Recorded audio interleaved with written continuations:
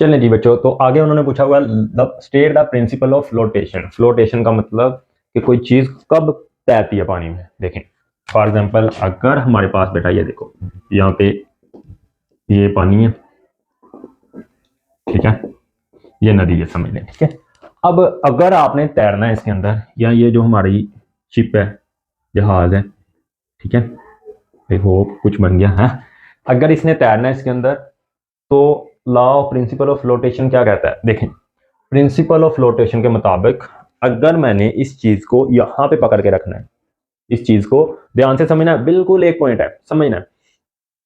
अगर आपने इस पेंसिल को यहां पे उठा के रखना है हाथ के ऊपर, तो मेरे हाथ को चाहिए इसके बराबर वेट की। फॉर एग्जांपल इस मार्कर का वेट है 10 न्यूटन, मतलब 1 किलो इसका वजन है, और ज़रब जी की वैल्यू 10, ठीक है, वेट बराबर होता है ना mg। तो देखो एक इसकी वैल्यू और इसकी 10, तो 10 न्यूटन, ठीक है। तो 10 न्यूटन फोर्स मुझे इस मार्कर के ऊपर, ये नीचे की तरफ लग रही है, ऊपर की तरफ लगानी पड़ेगी ताकि ये यहीं पे रहे। समझ आई? यही तो यहाँ पे होगा। यहाँ पे जितना वेट है इस शिप का जितना वेट है उसके मुताबिक पानी को नीचे से अप थ्रस्ट लगानी पड़ेगी बेटा। पानी की जो फोर्स होती है नीचे से, उसको कहते हैं up thrust, RUST, up thrust. तो इतने फोर्स की अप थ्रस्ट अगर लगेगी, तो ऊपर की तरफ क्या होगा, हमारा जो शिप है या जो लॉ ऑफ फ्लोटेशन है वो सेटिस्फाई होता है, कोई भी चीज फ्लोट करेगी पानी के अंदर, ठीक है। तो ये लिखा हुआ है, according to the law of flotation the object floats only if, तभी फ्लोट करेगा if upthrust equals to weight of the object. For example जो हमारा शिप है उसका वेट है 1000 न्यूटन, वेट की बात कर रहा हूँ, मास की नहीं, ठीक है। तो ये अप थ्रस्ट भी कितनी होनी चाहिए, 1000 न्यूटन। अच्छा जी, अब हमारे आर्किमिडीज सर आए, आर्किमिडीज प्रिंसिपल पढ़ा ना, उसी के पार्ट आइए। अच्छा, उसने बताया इट इंप्लाइज, इसका मतलब है कि द वेट ऑफ ऑब्जेक्ट, यानी जो वेट है ऑफ ऑब्जेक्ट का जो हमने 1000 माना है न्यूटन, वो इक्वल होना चाहिए wait of the fluid displaced, wait of the fluid displaced.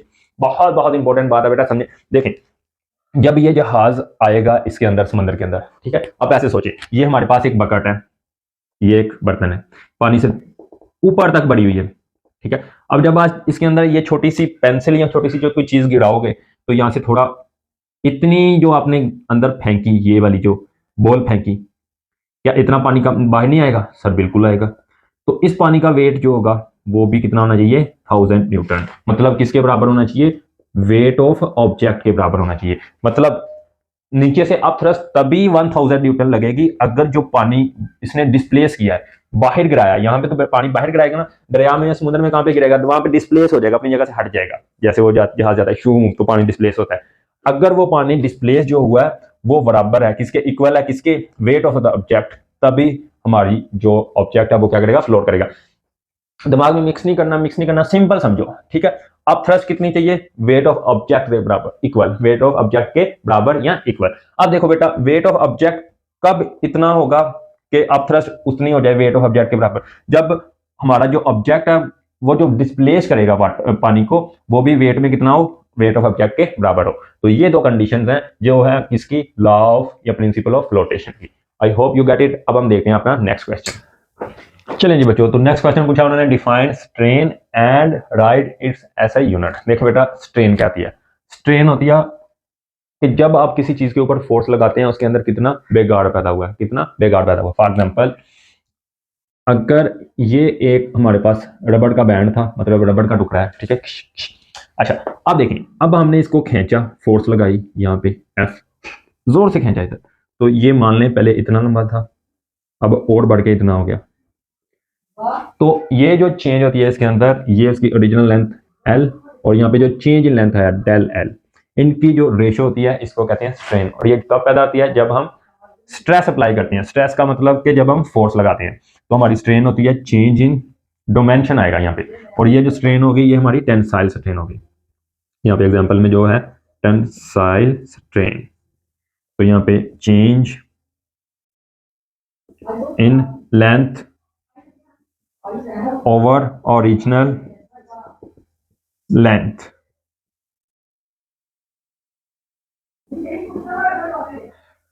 अब देखो बेटा, होता क्या है, strain is a ratio of a change in dimensions. Dimensions का मतलब है बेटा यहाँ पे ये नहीं हो सकता कि लेंथ ही चेंज होगी, हो सकता है आप किसी चीज की शेप ही चेंज कर दें, वो बॉल जैसी थी अंडे जैसी कर दी दबा के, ठीक है, हो सकता है उसकी शेप में चेंज आ जाए, हो सकता है उसके वॉल्यूम में चेंज आ जाए।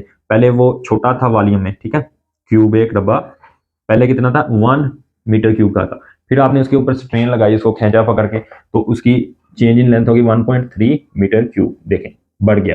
तो ये जो चेंज आया 0.3 मीटर क्यूब का चेंज इन वॉल्यूम बटा ओवर ओरिजिनल वॉल्यूम कितना है 1 मीटर क्यूब।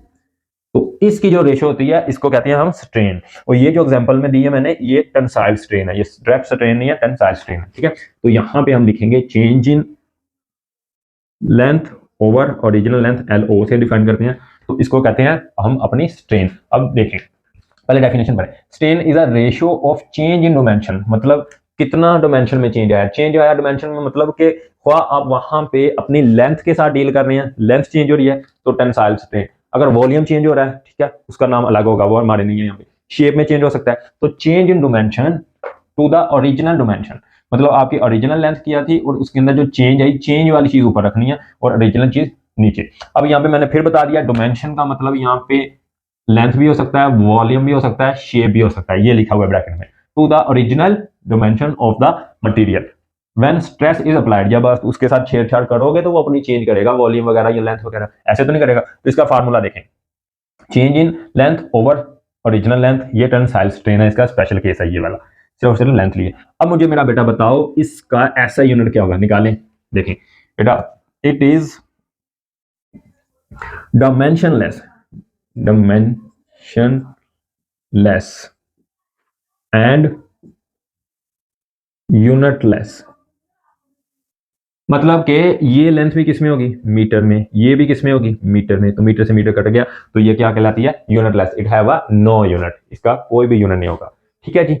चलिए बच्चों जी, नेक्स्ट क्वेश्चन है define thermometer and its types. हलवा सवाल है, फ्री के 2 नंबर दे दिए आपको। थर्मोमीटर क्या होता है भाई, डॉक्टर नहीं रखते, ऐसे मुंह में रखते हैं, ऐसे बगल में रखते हैं, वही टेम्परेचर चेक करने वाला, ठीक है। Thermometer is a device which is used to measure temperature, जो टेम्परेचर मेजर करने वाली मशीन है, ठीक है, टाइप वो है आला है, उसको कहते हैं थर्मोमीटर। थर्मो गर्माहट को मेजर करने वाला। अब देखें टाइप्स ऑफ थर्मोमीटर, तो टाइप्स लिख दी हैं, लिक्विड इन ग्लास, जैसे हमने वो पढ़ा था बारोमीटर कि हम उसके अंदर क्या डाल लेते हैं, Hg मरकरी डाल लेते हैं, तो वो उस तरह का जो बनाते हैं थर्मोमीटर, ठीक है।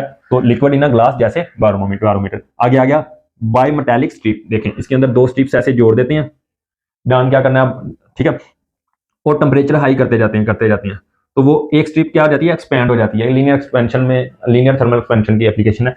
तो वो जब ज्यादा टेम्परेचर बढ़ जाए तो एक जो हमारी ये स्ट्रिप है, 2 पट्टियां जोड़ी होती हैं, ठीक है, अलग अलग मेटल की, एक लोहे की, एक स्टील की, एक चांदी की, एक स्टील की, इस तरह से। तो जो ज्यादा बड़ी होती है, जिसने ज्यादा गर्म होना होता है, ज्यादा बढ़ जाना होता है, एक्सपैंड होना होता है, वो ज्यादा एक्सपैंड होकर ऐसे फिसल जाती है, ऊपर से निकल जाती है, तो हमें पता चलता है कि टेम्परेचर उतना हो गया है जितना हमने रखा था, सेट किया था।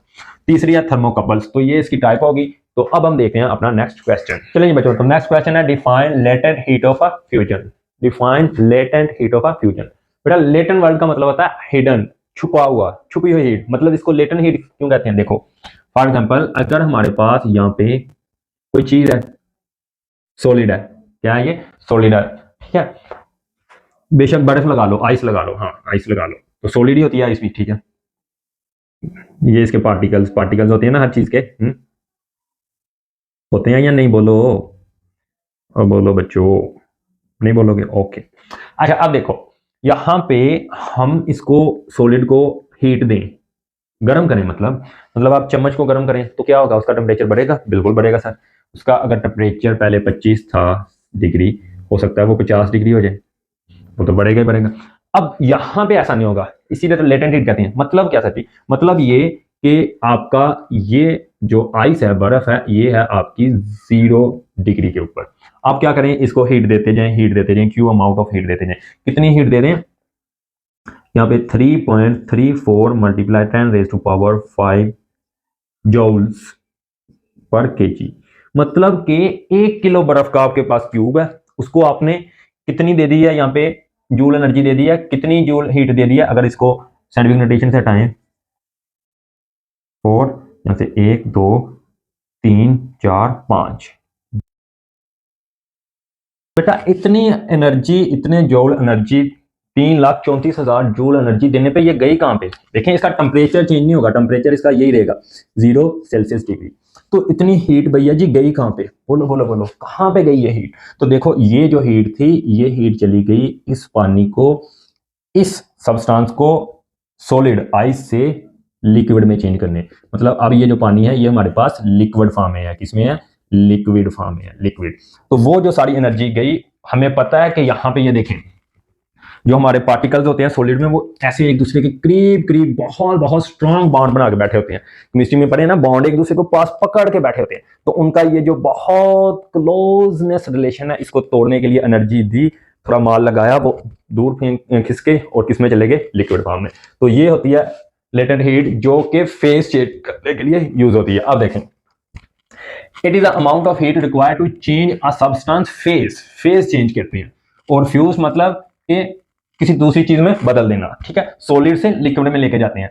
Like a solid to liquid without changing temperature. Temperature change नहीं होगा, टेम्परेचर यहाँ पे 0 सेल्सियस डिग्री था और 0 सेल्सियस डिग्री ही रहा। ठीक है बेटा। And it is the amount of energy required to break the molecular bonds. ये वाले जो मॉलिक्यूलर बॉन्ड है, इनके दरमियान ये जो बॉन्ड है, इसको तोड़ के दूर दूर करके लिक्विड वाली कॉन्फ़िगरेशन बनाने में काम आएगा बिटवीन द पार्टिकल्स। ये इसका फार्मूला आता है लेटेंट हीट का। ठीक है, क्यों हीट देनी होती है और मास के लिहाज से देनी होती है कि 1 किलो को देनी है तो कितनी देनी पड़ेगी, 2 किलो को चेंज करना है तो कितनी देनी पड़ेगी। और देखें ये होती है लेटेंट हीट ऑफ वाटर, कि पानी को 3,34,000 किलो जूल इतनी ज्यादा एनर्जी दोगे तो वो चेंज होगा किसमें? लिक्विड में।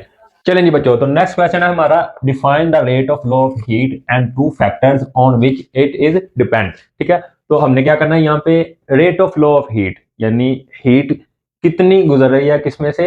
एक कंडक्टर में से, वो देखनी है। तो पहले डिफाइन करना है rate of flow of heat होता क्या है, चलिए समझिए। देखिए बेटा, हमारे पास ये एक कंडक्टर है। कंडक्टर का मतलब कोई भी मेटल है, लोहे की, स्टील की, कोई भी चीज है। ठीक है, अब होगा क्या कि हम यहाँ पे हीट गर्म करेंगे, इसको एक एंड से हीट देंगे। ठीक है, सिंपल कहने का मतलब क्या है? ठीक है, अब टाइम के लिहाज से कितनी हीट इसमें से पास करती है उसको कहते हैं rate of flow of heat. Heat per unit time passing through the material या कंडक्टर कह सकते हैं। ये देखें, the rate of flow of heat is the amount of heat energy, यानी ये कुछ ना कुछ अमाउंट ऑफ हीट एनर्जी होती है तो ट्रांसफर होती है। अब देखें, इसने इसके अंदर स्टोर नहीं होना, ट्रांसफर होना है। यहां से हीट गई, यहां आगे जाएगी, आगे जाएगी, आगे दूसरे एंड की तरफ। पर यूनिट टाइम में is called rate of flow of heat. ठीक है, rate of flow of heat कहते हैं इसको। मतलब कि हमारे पास एक कंडक्टर है, दो तरह के हैं। ठीक है, एक जो होता है उसमें से हीट स्लो स्लो गुजरती है, बहुत बहुत आस्ता, यानी बहुत ज्यादा टाइम लेने के बाद थोड़ी बहुत हीट जो है दूसरे एंड पे हमें मिलेगी। और दूसरी तरफ आ जाती है हमारी वो मटेरियल, वो स्पेसिफिक कैटेगरी के मटेरियल जिनके अंदर हीट बहुत ज्यादा स्पीड से गुजरती है। फॉर एग्जाम्पल, एक यहाँ पे आपने मटेरियल लिया, एक दूसरा मटेरियल लिया, दोनों को 100 जूल हीट एनर्जी दी। ठीक है, और यहां से यहां पहुंचने में 100 जूल हीट एनर्जी इसको लगे 100 सेकेंड। ठीक है, और इसको लगे सिर्फ 10 सेकेंड। तो देखो किसका रेट ऑफ फ्लो ज्यादा है? सर ये वाले कंडक्टर का। तो ये कंडक्टर टू कंडक्टर वेरी भी करता है। ठीक है, अच्छा अब तो ये हो गई। अब कौन सी दो चीजें हैं जिन पे हमारा rate of flow of heat क्या करता है? डिपेंड करता है। तो हम लिखेंगे rate of flow of heat Q over T is depends upon cross sectional area. Cross sectional area. देखो, अगर हमने छोटा सा ये लिया, हीट कंडक्टर लिया, लेकिन उसका एरिया ये जो है, ये जो मोटाई है, पैप है ना ऐसा, तो वो कम है। जैसे ये एक पैप है, ठीक है, एक बड़ा लें, इससे बड़ा ऐसा क्रॉस सेक्शनल एरिया, इतना बड़ा मोटा पैप हो, तो किससे हीट ज्यादा गुजरेगी? सर जाहिर सी बात है जिसका ज्यादा है। तो अगर हम यहाँ पे ये वाला हीट कंडक्टर बनाए जिसका क्रॉस सेक्शनल एरिया A1 बड़ा है ए से, तो इसके अंदर हीट ज्यादा गुजरेगी। तो एक तो बात ये होगी कि ये क्रॉस सेक्शनल एरिया पे। दूसरा दूसरा हमारा Q ओवर T डिपेंड करता है इसके ऊपर, is depends upon temperature difference. Temperature का कितना डिफरेंस है दोनों के दरमियान, ठीक है, एंड्स के दरमियान। फॉर एग्जांपल वही हम एग्जांपल ले लेते हैं अपनी, ये हमारा कंडक्टर, ठीक है, और यहाँ पे टेम्परेचर है T1 100 डिग्री, ठीक है, और यहाँ पे T2 वो है 0 सेल्सियस।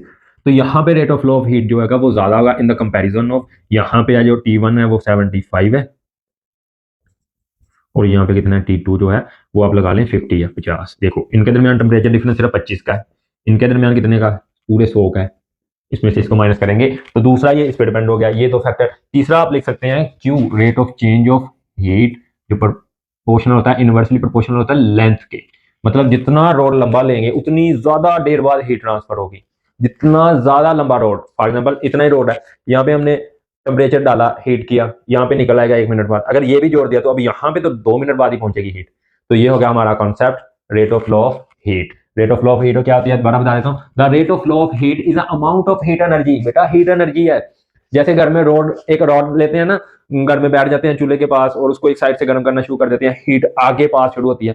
कुछ देखा होगा, कुछ रोड में आपने देखा जल्दी हीट आगे पहुंच जाती है, ठीक है, जैसे लोहा होता है, और कुछ होता है उनमें बहुत लेट या ना होने के बराबर आगे पहुंचती है, ठीक है। तो ये rate of flow of heat है, जिसमें जल्दी आपको इधर दूसरा एंड गर्म हुआ नजर आता है, उसकी rate of flow of heat ज्यादा है, ठीक है। तो ये था कॉन्सेप्ट हमारा rate of flow of heat का। उन्होंने 2 फैक्टर पूछे थे, हमने 3 बता दिए। ये एरिया पे डिपेंड करता है और एरिया बढ़ाने पे बढ़ता है। मतलब अगर इतना सा आपने छोटू सा लिया है तो उसमें से हीट फ्लो करेगी, कम फ्लो करेगी, लेकिन वहीं पे एरिया बढ़ा दिया तो हीट ज्यादा फ्लो करेगी। और ये सारा डाटा एक्सपेरिमेंट करके लिखा गया बुक के अंदर, ऐसा देखा गया, ठीक है। फिर उसके बाद ये टेम्परेचर डिफरेंस पे डिपेंड करता है, टेम्परेचर डिफरेंस का रेफरेंस दे दिया, आपको हवाला दे दिया, बता दिया कूल। ओके, उसके बाद लेंथ पे, कि जितनी लेंथ ज्यादा होगी, देखो जितनी लेंथ ज्यादा होगी उतना टाइम ज्यादा लगेगा, उतना क्यू ऑफ टी कम होगा। ये इसके इनवर्सली प्रोपोर्शनल है बच्चों। Okay, so we go on next. चलें जी प्यारे बच्चों, तो नेक्स्ट हमारा क्वेश्चन है ऑलमोस्ट बहुत बहुत interesting, one of the most interesting topic, जो कि बहुत लिचकाता था। लैंड ब्रीज क्या आती है, सी ब्रीज क्या आती है, पता ही नहीं चलता था कि क्या चल रहा है, ठीक है। चलें और अब बात करते हैं इसके ऊपर। देखें बेटा, differentiate between land breeze and sea breeze, ठीक है। तो सबसे पहले बात करते हैं लैंड ब्रीज की। ये जो यहाँ से शुरू हो रही है ये लैंड ब्रीज की है, यहाँ पे आपने पहले हेडिंग दे देनी है लैंड ब्रीज, ठीक है। तो देखें बेटा, ये हमारी लैंड है, अर्थ। अर्थ तो है ही है, मतलब जहाँ पे हम रहते हैं, ग्राउंड, खुश्क जगह, और ये दूसरी जगह यहाँ पे पानी शानी है, कौन सी है, समुद्री जगह, ठीक है। अब होता क्या बेटा, डे टाइम, दिन के टाइम ये सूरज से यहाँ पे भी हीट गिरती है, सूरज भैया से है, सूरज चाचू से, सूरज मामू से, हाँ ठीक है। और इधर समुद्र में भी गिरती है, बिल्कुल। क्या ऐसा तो नहीं होता कि वहां पे छांव हो समुद्र के ऊपर, नहीं सर, होती है हीट वहां पे भी, ठीक है। तो ये बेटा वाटर है, पानी। अच्छा, ये बहुत ज्यादा हीट, बहुत ज्यादा किलो जूल्स में, मेगा किलो जूल्स में एनर्जी, हीट को अब्सॉर्ब करके तब कहीं जाके अपना एक आधा केल्विन टेम्परेचर बढ़ाता है। मतलब इसकी हीट स्पेसिफिक हीट कैपेसिटी ज्यादा है ना, पढ़ा हुआ है ना चैप्टर में, ठीक है। स्पेसिफिक हीट कैपेसिटी इसकी ज्यादा होती है। स्पेसिफिक हीट कैपेसिटी ज्यादा होने का मतलब कि इसको ज्यादा से ज्यादा जो हीट है वो अब्सॉर्ब करने की, बर्दाश्त करने की वक़्त है उसके अंदर, बहुत ज्यादा लेवल के ऊपर हीट अब्सॉर्ब करने के बाद तब कहीं ये 1 डिग्री या 2 डिग्री टेम्परेचर अपना बढ़ा पाता है, ठीक है। जो क्या क्या हमारा पानी, ठीक है। अब दूसरी तरफ आ गई जमीन, अर्थ। ये थोड़ी सी हीट मिलने पे इसका टेम्परेचर 25 सेल्सियस या 8 सेल्सियस या 10 सेल्सियस क्या होता है, बढ़ जाता है। अब मुझे बताओ, वहां पे तो उतनी ही हीट जितनी सूरज ने गिराई नीचे, जितनी सूरज ने हीट नीचे गिराई। अच्छा, पानी की ये खासियत होती है, अगर आपको स्पेसिफिक हीट का नहीं पता तो पानी बहुत ज्यादा हीट को अब्सॉर्ब करता है, लेकिन आस्ता आस्ता करता है, आस्ता आस्ता हीट जो है अब्सॉर्ब करता है। तो मतलब उसके अंदर जो वो होती है टेम्परेचर, वो आस्ता आस्ता ज्यादा होता है, ठीक है। और बहुत लेट, बहुत ज्यादा देर के बाद जो हीट वो अब्सॉर्ब कर लेता है उसको बाहर निकालता है। मतलब पानी गर्म भी लेट होगा, ठंडा भी लेट होगा, कुल मिला के ये बात है, समझ लो, समझ। अच्छा, अब यहां पे देखो बेटा, यहाँ पे टेम्परेचर डिफरेंस आ गया। यहाँ पे जो हमारी लैंड है, मैं इसको और ज्यादा यहाँ पे बनाने लगा हूँ, तो यहाँ पे जो इसके ऊपर एयर पार्टिकल्स हैं वो तो एक दूसरे से दूर होंगे, दूर होंगे, तो मतलब यहाँ पे वाटर, जो पानी का प्रेशर है वो भी क्या होगा, लो होगा। और यहाँ पे एयर पार्टिकल्स जो हैं समुद्र के अंदर, वो देखो एक दूसरे के करीब करीब करीब करीब टकरा रही हैं, बहुत ज्यादा प्रेशर होगा, प्रेशर यहाँ पे हाई होगा, यहाँ पे प्रेशर लो होगा। तो देखो बेटा, ठंडी हवा प्रेशर डिफरेंस की वजह से low pressure area, high pressure area से लो प्रेशर एरिया इस तरफ चलेगी। तो ये वाली हवा, ये वाली जो हवाएं चलती हैं, इनको कहते हैं लैंड ब्रीज। क्या कहते हैं बेटा, लैंड ब्रीज, ठीक है। और ये काम ज्यादातर होता है रात के वक्त। कब होता है, रात के वक्त, ठीक है, सॉरी दिन के वक्त। ये मैंने आपको बता दिया सी ब्रीज, नीचे वाला बता दिया, नीचे वाला। और ये होती है हमारी सी ब्रीज, देखो ना सी से आ रही है, sorry sorry sorry, very very sorry, okay. So the flow of cool air from sea, समंदर से, देखो सी से आ रही है, ये एरिया सी का था ना, ठीक है, टू द लैंड, जमीन की तरफ, because earth heat up faster, heat ज्यादा, हीट जो अर्थ है वो ज्यादा जल्दी हीट अप हो जाती है, देखो टेम्परेचर जल्दी बढ़ता है उसका, ठीक है, पानी का स्लोली स्लोली आस्ता आस्ता आस्ता आस्ता, इसका मतलब पानी हिकमत जानता है कि हर काम ध्यान से आस्ता आस्ता करना चाहिए, ठीक है। Okay, produce low pressure zone, तो वहां पे कौन सा प्रेशर जोन पैदा हो जाएगा, जहां पे अर्थ ज्यादा गर्म हो गई है, low pressure zone, PL, low pressure zone. So air flow from sea, यानी जो सी है वहां पे कौन सा high pressure zone, towards the earth it is flow only day time, तो दिन टाइम अगर आपसे कोई पूछे कि हवाएं किधर से किधर रुख होता है, तो समंदर से किसकी तरफ होता है, जमीन की तरफ, मतलब आपके इधर समुंदर है तो इस तरह आ रही होगी, आगे समुंदर है जिस तरफ कैमरा है तो इस तरफ आ रही होगी, पीछे है तो यहाँ पे, ठीक है। तो आई होप आपको ये क्लियर हो गया होगा। अब हम देखते हैं लैंड ब्रीज, ऊपर वाला, ये इसका उलट होता है। देखो बेटा, जब सूरज रात को छुप जाता है, ठीक है, तो क्या हो जाता है, हीट आना तो खत्म हो जाती है। अब क्या होता है, अब इसका उलट काम होता है। अब जमीन को तो है जल्दी, मैंने बताया ना, जमीन जल्दी ठंडी हो जाएगी। फॉर एग्जांपल, पहले जमीन का टेम्परेचर था 35 सेल्सियस, तो बहुत जल्दी इसका टेम्परेचर आ जाएगा 23 सेल्सियस पे, बहुत जल्दी। लेकिन अगर वहीं पे समुंदर का दिन टाइम, पूरा दिन टाइम धूप खाने के बाद टेम्परेचर हुआ था 33, तो ये बहुत देर के बाद, 5-6 घंटे के बाद 31 पे आएगा। हाँ, अब कहानी समझ आई। अब यहाँ पे टेम्परेचर कम मतलब यहाँ पे बहुत ज्यादा प्रेशर होगा, ठीक है, और यहाँ पे प्रेशर क्या है, ज्यादा, तो क्या होगा, एयर पार्टिकल्स दूर दूर होंगे, एक्सपैंड हो गए ना, एक्सपैंड हो गए, तो ये देखो दूर दूर एयर पार्टिकल्स, तो एयर पार्टिकल्स दूर दूर हो तो प्रेशर लो होता है, तो यहाँ पे प्रेशर लो और यहाँ पे प्रेशर हाई, ठीक है, ये टकराएंगे एक दूसरे के साथ तो प्रेशर ही बनेगा, जैसे ज्यादा बंदे तो ज्यादा प्रेशर होता है लड़ाई का, या समझे, ठीक है। ओके, तो यहां से प्रेशर डिफरेंस की वजह से हवा चलेगी कहां से, लैंड से, जमीन से किसकी तरफ, सी की तरफ, इसको कहते हैं लैंड ब्रीज, ठीक है। ये डेफिनेशन लिखी है, the flow of air, cool air, ठीक है, the flow of cool air from land to sea, from land to sea due to temperature difference, temperature difference भी होता है, बिल्कुल देखो टेम्परेचर डिफरेंस है, and pressure difference, pressure difference भी होता है, पहले टेम्परेचर डिफरेंस की वजह से pressure difference is called land breeze, it is only flow night time, तो रात के वक्त जो चलती है हवाएं वो समुंदर की तरफ चलती हैं, ग्राउंड से समुंदर की तरफ चलती हैं, और जो दिन के टाइम होता है जो ग्राउंड है उससे समुंदर की तरफ चलती हैं, और समुंदर से जमीन की तरफ चलती हैं डे टाइम, ठीक है। तो I hope you get it. अब बेटा हमारा लास्ट क्वेश्चन बचा है, ग्रीन हाउस इफेक्ट, उसको पढ़ते हैं, देखें पूरा दिलो जान से जोर लगा के पढ़ें इसको, ये आम सी बात नहीं है आपके लिए। अगर आपके एक क्वेश्चन में से भी 6 नंबर का आपने करना होता है, शॉर्ट क्वेश्चन 6 करने होते हैं, ठीक है, तो वो 6 और 6 12 और 6 18, तो कुछ 36 नंबर के ये बनते हैं आपके। तो आपको समझ आ रही होगी, 36 नंबर के ये बनते हैं आपके शॉर्ट क्वेश्चन, इनको ऐसे ही मत समझिए, एक एक चीज डिटेल में बताइए, बिल्कुल हलवा कर दिया आराम से। अगर आपके अंदर अब थोड़ा सा भी पोटेंशियल हो तो आप कॉन्सेप्चुअल वाइज फिंगर टिप्स पे इनको याद कर सकते हो, इससे आसानी और कहीं हो नहीं सकती, ठीक है। तो लास्ट क्वेश्चन रह गया, बस वेट करें, उसके बाद tata bye bye.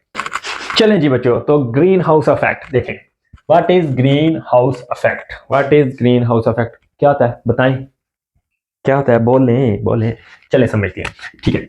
Green house effect, green house effect, मैंने कहा सोच लें जरा, देख लें।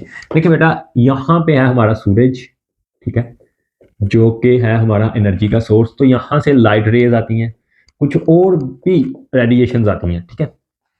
अब कुछ रेडिएशंस को तो यहाँ पे हमारी एटमॉस्फेयर की लेयर है, जिसको ओजोन लेयर कहते हैं, वो रोक के रखती है, ये भी बाय नेचर कुदरत का काम है, जो बहुत बहुत ज्यादा शदीद एनर्जी वाली हैं, जो डेंजरस हो सकती हैं, हमारा स्किन कैंसर कर सकती हैं, मसले मसाइल कर सकती हैं, उनको तो वो वहां से निपटा देती है, वहां से इंटर ही नहीं होने देती, अर्थ तक पहुंचने नहीं देती, वो ओजोन लेयर होती है, वो वहां से वहीं पे बाहर फेंक दिया, अच्छा रिफ्लेक्ट कर दिया। अच्छा, अब होता बेटा ये है, कुछ लेयर्स, कुछ रेडिएशंस यहाँ पे आई, टकराई अर्थ से, अब बहुत सारी रेडिएशन को अर्थ ने अब्जॉर्ब कर लिया है, जिससे वो अर्थ क्या रहती है, गर्म रहती है, गर्म होने की वजह से ही हम यहाँ पे हमारी लाइफ पॉसिबल है, सर्वाइवल पॉसिबल है अकॉर्डिंग टू साइंस। अदरवाइज जमीन का जो टेम्परेचर, अगर ये शुआएं वगैरह ना पहुंचे, ये रुक जाए, तो जमीन का टेम्परेचर तो माइनसों में हो, कुछ -200 सेल्सियस हो, तो बताओ आप तो पाकिस्तान में 4-5 टेम्परेचर पे जब जनवरी फरवरी में टेम्परेचर जाता है तो रोने लग जाते हो, महीना महीना नहाते नहीं, तब क्या करोगे। अच्छा ओके, बात की तरफ आते हैं हम, सब मजाक नहीं, बात की तरफ आते हैं, मजाक नहीं करना, ठीक है। अच्छा, अब जब ये लेयर्स आ जाती हैं तो कुछ तो अब्जॉर्ब होगी, कुछ क्या करती हैं, यहां से आती हैं, आके ऐसे रिफ्लेक्ट बैक होती हैं, ठीक है, आने के बाद रिफ्लेक्ट बैक होती हैं, आने के बाद रिफ्लेक्ट बैक होती हैं। और वो जो आके रिफ्लेक्ट बैक होती हैं, यहाँ पे ग्रीन हाउस गैसेज उनको कहा जाता है। यहाँ पे कार्बन डाइऑक्साइड होती है, नाइट्रोजन होती है, ऑक्सीजन होती है, जो हमारे एटमॉस्फेयर के अंदर मिक्सचर ऑफ गैसेज है, ठीक है, उनको कहते हैं greenhouse gases, green house gases. वो वापस जाने वाली जो रेज होती हैं उनको ट्रैप कर लेती हैं, अपने अंदर फंसा लेती हैं। यहाँ पे वाटर वेपर्स भी होते हैं, इन गैसों के साथ वाटर वेपर्स भी होते हैं, वाटर वेपर्स। वो इन हीट को जो वापस जाने लगती है, जो रिफ्लेक्ट होकर हीट वेव्स या रेज वापस जाने लगती हैं, जिनको इंफ्रारेड रेज कहते हैं, ये ट्रैप कर लेते हैं, अब्जॉर्ब कर लेते हैं, अपने अंदर ट्रैप फंसा लेते हैं। मतलब उस रे को वापस चांद की तरफ या यूनिवर्स की तरफ जाने की इजाजत नहीं देते। इसी इफेक्ट को कहते हैं ग्रीन हाउस इफेक्ट। देखें, the process in which sunlight rays enters the atmosphere. पहले ये हमारा सूरज, ठीक है, सन हो गया, यहां से रेज इंटर होगी किसमें, ये जमीन है, ये जमीन का क्या है, एटमोस्फेयर लेयर्स, ठीक है, हवाओं का गुच्छा वगैरह, इंटर्स, ठीक है, वार्म द अर्थ, अर्थ को गर्म करती है। भाई अर्थ को कैसे गर्म करेंगी, लॉजिकली सोचें कि हमारे घर में बर्तन है, चाय पक रही है, उसमें वो आके कैसे गर्म करती है, उसके अंदर हीट इंटर होके, तो इसी तरह कुछ शुआएं तो इसके अंदर आएंगी, सीधी इंटर हो जाएंगी। अच्छा ठीक है, अब आपने देखा होगा कि जब चाय पक रही हो तो साइडों पे भी थोड़ा थोड़ा हमें क्या हीट फील होती है, उसका मतलब कि थोड़ी इधर उधर भी तो रिफ्लेक्ट होगी। हाँ हाँ हाँ, यही चीज तो ठीक है। And some reflected infrared waves, वही सम रिफ्लेक्टेड इंफ्रारेड वेव्स, मैंने बताया कि हीट वाली वेव्स जो रिफ्लेक्टेड हुई हैं, जो यहां से आई हैं लेकिन टकरा के ऐसे वापस निकलना चाहती थी, निकल नहीं पाई, यहाँ पे ट्रैप हो गई, यहीं पे फंस गई। एक थी लेयर, उसकी ख्वाहिश थी कि मैं यहाँ पे आऊंगी, मैं यहाँ पे आऊंगी, जमीन के साथ टकराऊंगी, ऐसे निकल जाऊंगी, ना ना ना। इसके अंदर जो गैसें हैं मैंने वहां पे लिखे बताई हैं, carbon dioxide, oxygen, nitrogen, water vapours, जिनको ग्रीन हाउस गैसेज कहते हैं, ठीक है, उन्होंने कहा ना बचाना, अब जाने का रास्ता बंद। तो trapped by green house gases and keeping planet warm. और यही प्रोसेस है जो हमारी जमीन को और यहाँ इसके इर्द गिर्द जो हमारा क्या है एटमोस्फेयर है, उसको गर्म रखने का तरीका है ग्रीन हाउस इफेक्ट। एक लिमिट तक तो ये अच्छी चीज है, लेकिन अब क्या होने लगा है, अब जो हमारी एटमोस्फेयर है उसके अंदर क्या होने लग गया, कुछ ये जो एटमोस्फेयर है वहां पे खला बनने लगे हैं, जिसकी वजह से बहुत ज्यादा डेंजरस, बहुत ज्यादा हैवी एनर्जी वाली रेज सूरज से जो आ रही थी वो पहले अंदर इंटर नहीं हो रही थी, पहले वापस जा रही थी, वो आने लगी हैं, और इसको कहते हैं ग्लोबल वार्मिंग। ठीक है, तो जिसके लिए वो बताते हैं कि प्लांटिंग शांटिंग करनी चाहिए, प्लांट वगैरह लगाने चाहिए, ताकि ऊपर जाकर फिर ऑक्सीजन वगैरह की लेयर्स बन जाए और इंसान बच जाए। तो क्लाइमेट चेंज जो है, मौसमियाती चेंज, वो तो बहुत डेंजरस कहने के हमारे लिए आज के दौर में एक मसला बना हुआ है। तो I hope you get it. तो फाइनली हमारे ये शॉर्ट क्वेश्चन हो गए कंप्लीट, जो जितने भी थे 9, 9, 18 और 9, 27, 30 थे, पर हमने इनको अच्छे तरीके से क्लोज कर दिया। अब इंशाल्लाह सुबह या अगली वीडियो के अंदर हम इंपॉर्टेंट लॉन्ग क्वेश्चन लेके आएंगे, जो कि बेटा आपके न्यूमेरिकल तो हलवा है आपके लिए, क्या हलवा, सिर्फ 3 स्टेप के अंदर 5 नंबर आपको फ्री के मिल रहे हैं। तो नेक्स्ट वीडियो को ना भूलिएगा, इसको भी अच्छे तरीके से करिए, क्योंकि एम क्या है 60/60, पूरे साल की जो हमारी मेहनत है उसको हमने यहाँ पे वाउंड अप करना है, इकट्ठा करना है, पूरा जोर लगाएं। ये जो 15-20 दिन बचे हैं, इंतहा की मेहनत करें और मजा आएगा, आपको पता चलेगा कि आपने कुछ किया है। Okay, good luck for all of you, thank you, thank you, thank you.